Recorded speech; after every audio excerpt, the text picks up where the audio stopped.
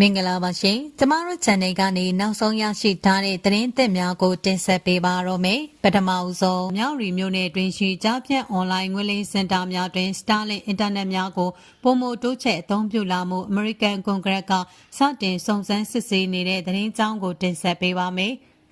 ကရင်ပြည်နယ်ထိုင်းမြန်မာနယ်စပ်မြောက်ရီမြို့နယ်တွင်ရှိကြားဖြတ်အွန်လိုင်းငွေလိမ်စင်တာများတွင် Starlink အင်တာနက်များကိုပုံမတိုးချဲ့အသုံးပြုလာမှုပေါ် American Congress ကစတင်စုံစမ်းစစ်ဆေးနေကြောင်း AFP သတင်းတရက်အရသိရပါတယ်။ထိုင်းနိုင်ငံကမြောက်ရီမြို့နယ်ရှိကြားဖြတ်အွန်လိုင်းငွေလိမ်စင်တာများထံသို့လျှက်စစ်ဓာတ်နှင့်အင်တာနက်လိုင်းများဖြတ်တောက်ပြီးနောက် Starlink အင်တာနက်များကိုအဓိကသုံးစွဲလာကြောင်းကြားဖြတ်အွန်လိုင်းငွေလိမ်စင်တာအဆောက်အအုံများပေါ်တွင် Starlink အင်တာနက်ဘန်းများအများအပြားတင်ထားသည်ကိုတွေ့ရကြောင်းကြားဖြတ်အွန်လိုင်းငွေလိမ်စင်တာဖြစ်သော KK Park ရဲ့အဆောက်အုံတစ်ခုပေါ်မှာ Starlink အင်တာနက်ဘန်း80နီးပါးမြင်တွေ့ရကြောင်းသိရပါသည်။ American ပြည်ထောင်စုကယ်လီဖိုးနီးယားပြည်နယ်မှအစိုးရရှိနေများက Starlink အင်တာနက်စနစ်ကိုအသုံးပြု၍ငွေလိမ်လည်မှုများကျူးလွန်ကြောင်း Starlink ကို2024ခုနှစ်ဇူလိုင်လတွင်တရားဝင်သတိပေးခဲ့တော်လဲ Starlink ကတစုံတရာတုံ့ပြန်ခြင်းမရှိပေ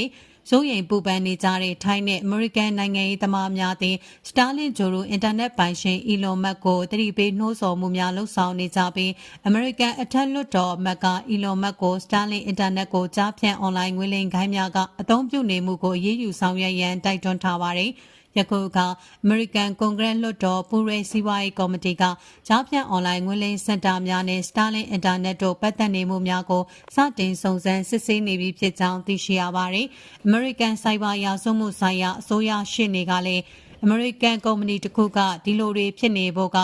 ပါဝင်ဆောင်ရွက်ပေးနေတာဟာယွန်းစရာပါပဲဟုပြောကြားခဲ့ပါတယ်။ကြားဖြတ်ငွေလိမ်ဂိုဏ်းများပြစ်မှတ်ထားမှုမှာ American ကလည်းပါဝင်နေပြီး2024ခုနှစ်တွင် American ဒေါ်လာ10ဘီလီယံခန့်ဆုံးရှုံးခဲ့ပြီး12လအတွင်း66%မြင့်တက်လာခဲ့ကြောင်း American ဆိုရဘဏ္ဍာရေးဌာနကခန့်မှန်းထားပါတယ်။ American ကရခိုင်လများအတွင်းကြားဖြတ်ငွေလိမ်ဂိုဏ်းများ၏အဓိကမျိုးဖြစ်သောရွှေကုက္ကိုမျိုးနှင့်ပတ်သက်ဆက်ဆက်နေတဲ့လူပုဂ္ဂိုလ်များနှင့်ကုမ္ပဏီ9ခုကိုပိတ်ဆို့အရေးယူခဲ့ပါတယ်။တို့ရာတွင်ရွှေကုက္ကိုတွင်အဆောက်အုံတည်ဆောက်မှုများမှာအလင်းမြန်တိုးတက်နေစေဖြစ်ကြောင်းသိရှိရပါတယ်။ဆက်လက်တင်ဆက်ပေးမယ့်သတင်းအကြောင်းအရာကတော့ဆေးအာဏာသိမ်းခံထားရသည့်မြန်မာနိုင်ငံတွင်တရားစီရင်ရေးစနစ်ပေါ်ယုံကြည်မှုပြိုလဲသွားပြီဟုကုလထုတ်ပြန်တဲ့သတင်းကိုတင်ဆက်ပေးပါမယ်။မြန်မာနိုင်ငံကလူငယ်တွေဟာဆေးအာဏာသိမ်းပြီး၄နှစ်ကျော်ကြာဒီနေ့အချိန်မှာတရားစီရင်ရေးစနစ်ပေါ်လုံးဝယုံကြည်မှုမရှိတော့ကြောင်းကုလသမဂ္ဂဖွံ့ဖြိုးမှုအစီအစဉ် UNDP မြန်မာကအောက်တိုဘာ14ရက်မှာထုတ်ပြန်လိုက်ပါတယ်။ UNDP မြန်မာရဲ့အစီရင်ခံစာအရ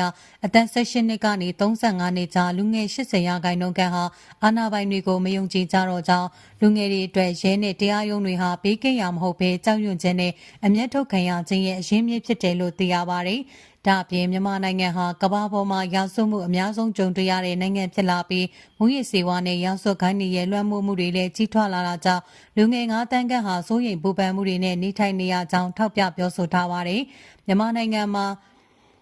အလုံးလက်မဲ့နှုံထားတွေလည်းတိတိတတ်တာမြင့်တက်လာတယ်လို့သိရပြီးဒီစစ်တမ်းဟာနိုင်ငံအနှံ့ပြားကလူငယ်9000ကျော်ရဲ့အပြေးတွေကိုအခြေခံထားတယ်လို့ UNDP ကဆိုထားကြောင်းသိရှိရပါတယ်။